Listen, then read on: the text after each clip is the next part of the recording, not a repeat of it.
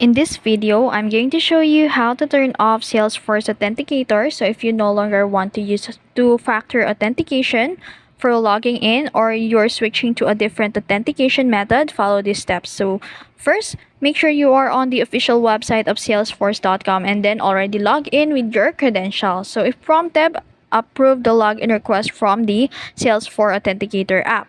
Now, navigate to security settings via clicking the profile icon on the upper right corner, and then select the settings, and then from the drop down menu, and then in the left sidebar go to the advanced user details or security and authentication, and then look for the app registration or Salesforce Authenticator, and then under security settings, click disconnect or remove next to it, and then confirm the removal when prompted. So as you can see in here, I don't have a authenticator here because I didn't enable it, and then assumingly we enable it before we created this account. So now, to verify and log in without authenticator, log out of Salesforce and try logging back in.